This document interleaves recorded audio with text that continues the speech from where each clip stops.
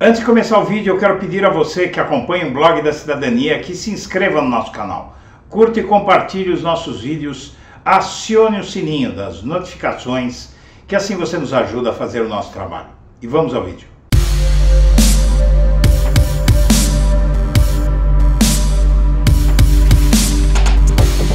Bom dia, senhoras e senhores. Hoje é 24 de setembro de 2022, são 8 horas da manhã. No Metrópolis, interferência na Polícia Federal. Investigadores dizem que há uma bomba por vir. Elementos inéditos coletados na apuração, que também envolve suspeitas de corrupção no MEC, foram enviados para o STF. Os investigadores que atuam na apuração do esquema de corrupção no Ministério da Educação, epicentro de uma guerra interna na Polícia Federal, que levou até a um inédito pedido de prisão da cúpula da corporação, fizeram chegar nos últimos dias a seus superiores um recado. Na parte ainda sigilosa do trabalho, atualmente em tramitação no Supremo, há uma bomba. E que bomba é essa? Segundo eles, trata-se de uma prova tão explosiva a ponto de dirimir todas as dúvidas que cercam suspeitas de que dirigentes da Polícia Federal e figurões do governo Jair Bolsonaro agiram para interferir no rumo das investigações. O tal material inédito já foi enviado à ministra Carmen Lúcia, que está responsável pelo caso no STF. Entre as decisões pendentes a cargo da ministra está o pedido para que Bolsonaro seja incluído entre os investigados por ter supostamente alertado Milton Ribeiro de que ele seria alvo de uma operação. Também está nas mãos dela o pedido feito pelo delegado Bruno Calandrini, responsável pela investigação, para que a cúpula da PF seja presa em razão das alegadas tentativas de interferência. Fontes a par do assunto ouvidas dizem esperar que a ministra Carmen Lúcia decida sobre os pedidos apenas depois das eleições, para não dar margem a questionamentos relacionados aos possíveis efeitos do caso sobre a campanha. Não deixa de ser um sinal importante de que, de fato, há questões sensíveis em jogo. E o fato é que todos sabem, até o calçamento da esplanada dos ministérios sabe muito bem que Bolsonaro interferiu na investigação sobre o escândalo do MEC. Há muitos registros disso. Bolsonaro aparelhou a cúpula da PF e conseguiu conter a investigação contra o aliado, porque ela o atingia diretamente. Esse caso pode levar Bolsonaro para a cadeia antes de qualquer outro, se ele perder a eleição de 2022. E no Telegram, o termo mesário cresce em grupos bolsonaristas após o Tribunal Superior Eleitoral obrigar que o eleitor entregue o celular para votar. Apoiadores de Bolsonaro alegam que o presidente do TSE, Alexandre de Moraes, quer aumentar a abstinência de votos por definir em regra que mesários fiquem com o aparelho enquanto o cidadão estiver na urna eletrônica. O uso da palavra saltou de 2 em janeiro para 163 em agosto deste ano. O uso do termo mesários aumentou em grupos bolsonaristas no aplicativo de conversas Telegram em 8 meses. O salto se dá no mesmo tempo em que o Tribunal Superior Eleitoral obrigou que o eleitor entregue seu celular ao mesário. De janeiro a agosto deste ano, as menções à palavra mesário saltou de 2 para 163 em 121 grupos de Telegram formados por apoiadores de Bolsonaro que são mapeados pelo Media Studies da Universidade de Virgínia, nos Estados Unidos. O presidente do TSE e ministro do STF, Alexandre de Moraes, anunciou no dia 25 que o eleitor é obrigado a entregar o seu celular para o mesário antes de votar. E isso pode ser um caos no processo eleitoral, que nós estamos vendo os bolsonaristas fora de controle, sendo cada vez mais violentos e está sendo prevista uma onda de ataques a mesários por bolsonaristas nas próximas eleições. E a disputa pelo voto entre Lula e Bolsonaro divide igrejas pentecostais. O fato é que a disputa pelo voto cristão de Bolsonaro, candidato à reeleição, e de Lula, está rachando as igrejas evangélicas. Enquanto as cúpulas das denominações abraçam o bolsonarismo e tentam influenciar o voto dos fiéis, evangélicos jovens e de baixa renda rompem com grandes congregações e declaram apoio a Lula. Jovens, mulheres e eleitores da periferia, onde Lula se sai melhor, lideram o movimento dos evangélicos. Há ainda caso de fiéis que, cansados do debate político, se afastam dos cultos, e essa pode ser a grande surpresa da eleição, porque uma guinada do voto evangélico é mortal para Bolsonaro. Ele depende 100% do voto dos evangélicos. Se houver qualquer problema nessa área, o Bolsonaro vai ter uma derrota acachapante. E Bolsonaro, em Minas Gerais, diz que queria dar auxílio e que a esquerda foi contra, e isso é mentira.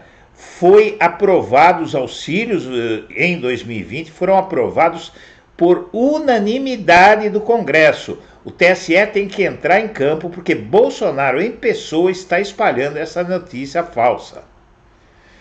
E no Globo, assim como em 2006, Lula chega às vésperas da eleição com 50% dos votos válidos.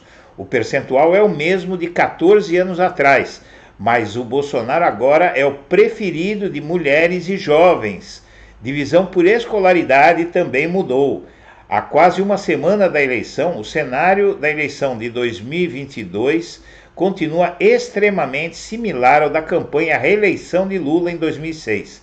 Assim como há 14 anos, o ex-presidente chega às vésperas da votação, tentando liquidar a fatura no primeiro turno. Um dia antes da eleição daquele ano, Lula tinha 50% dos votos válidos. Segundo o Datafolha, a mesma pontuação que alcançou no levantamento divulgado na quinta-feira pelo Instituto. A coincidência nos números revelam dois países diferentes, apesar do resultado similar. Em 2006, Lula tinha preferência de 43% das mulheres. Hoje, esse número é de 53%. Entre homens, a preferência oscilou negativamente, de 49% para 46%. Naquele ano, Lula já começava a perder a preferência dos mais jovens. Tinha 45% entre os jovens de 16 e 24 anos. Neste ano, entretanto, abriu larga vantagem entre os jovens, 57%. Mas o país também mudou. O jornal comparou qual era o tamanho de cada extrato no eleitorado em 2006 e em 2022. O percentual de eleitores que tinham até o ensino fundamental há 14 anos era quase metade do eleitorado, fatia que caiu para 29%. Por outro lado, aqueles que tinham cursado uma faculdade respondiam por apenas 12% do eleitorado e hoje são 23%. E apoio de políticos de centro a Lula preocupa a campanha de Bolsonaro.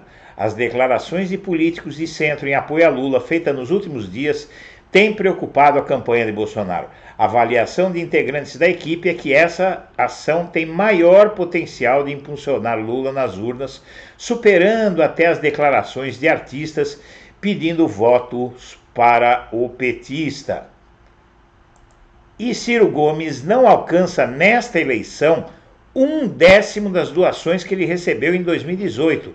Até o momento foram registrados apenas 97,7 mil reais de contribuições. O candidato à presidência, Ciro Gomes, não conseguiu repetir neste ano o patamar de doações que teve em 2018. Até agora, o ex-ministro contabiliza R$ 97.755, menos de 10% do 1,1 milhão que ele teve de doações nas eleições na eleição de 2018, em valores já corrigidos pela inflação. E isso acontece por uma única razão.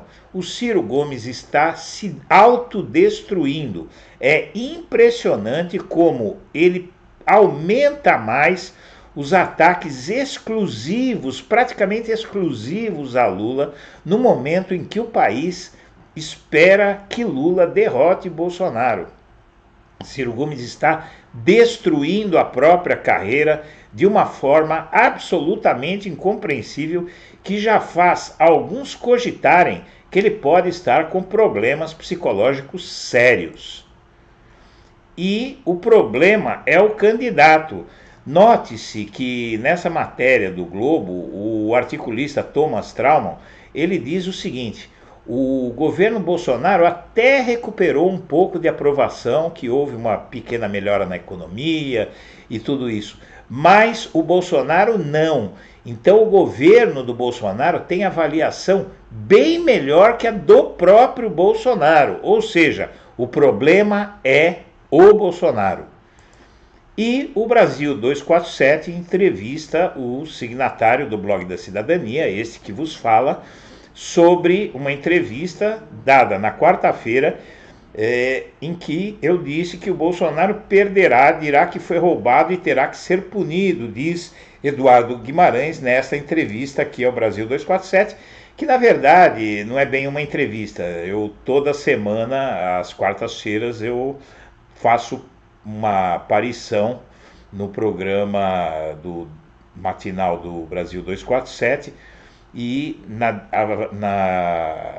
entrada desta semana eu dei essa entrevista. Diz a matéria: em participação na TV 247, o jornalista Eduardo Guimarães analisou, em tom de preocupação, a possibilidade de uma postura golpista de Bolsonaro caso seja derrotado nas eleições de outubro.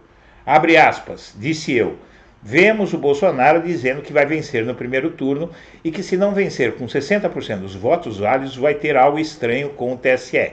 Então ele está preparando um discurso de contestação. A comunidade internacional em peso está dizendo que ele vai tentar o golpe. Há, inclusive, um movimento internacional para que as grandes democracias declarem reconhecimento da vitória de Lula imediatamente após a proclamação do resultado das urnas. O jornalista avaliou que são necessárias estratégias das instituições para antecipar uma tentativa de golpe e garantir a estabilidade democrática após a divulgação dos resultados. O X da questão é o seguinte: dia 2, à noite, vai sair o resultado e Bolsonaro vai dizer que foi derrotado. Não se sabe em que tom ele dirá isso, e primeiro começa com a reação dos zumbis dele, que vão sair pelas ruas ensandecidos. Segundo lugar, aí o que fica é qual será a atitude dos militares. Ele tem até 31 de dezembro para ficar no cargo e dia 1º de janeiro ele tem que desinfetar. Se ele disser que não sai e ninguém der bola, a PF entra lá e o tira de lá. Mas se ele fizer isso e os militares cercarem os palácios da Alvorada e do Planalto com tanques, aí nós entramos no impasse. Eu não sei o que vai acontecer. Espero que os militares tenham bom senso. O isolamento que o Brasil sofreria no mundo em caso de golpe são favas contadas. Agora, a questão é que Bolsonaro não vai reconhecer a derrota e parabenizar o Lula pela vitória. Isso é algo que tem que ser pensado, e as autoridades devem preparar medidas e avisos para o que acontecer neste país em decorrência de uma exortação de Bolsonaro ao caos, responsabilizando-o civil e criminalmente. E, por fim, um candidato desesperado e à beira de um ataque de nervos. Bolsonaro é um candidato desesperado e à beira de um ataque de nervos, mas Ciro Gomes também. Cada um com suas razões. A diferença está nas consequências do desespero de ambos. Um presidente no exercício do cargo que insiste em dizer que só aceitará os resultados das eleições se elas tiverem sido limpas e justas, sugere que tentará ignorá-las se for derrotado. É muito grave. Cabe à justiça e a mais ninguém concluir se as eleições foram limpas e justas. Os militares acham que cabe igualmente a eles e a mando de Bolsonaro que irão fiscalizá-las. E quem os fiscaliza? O medo de Ciro não é de perder a presidência pela quarta vez, ele sabe que perderá. Esperdeia na maca porque corre o risco de chegar desidratado no próximo dia 2, e isso seria uma humilhação. E tudo isso é escolha tanto de Ciro Gomes quanto de Bolsonaro. Eles optaram pelo caminho que trilharam e que os levará aonde os levará. Minha amiga, meu amigo, nós agradecemos a atenção e estaremos de volta ao meio-dia. Um abraço para todo mundo.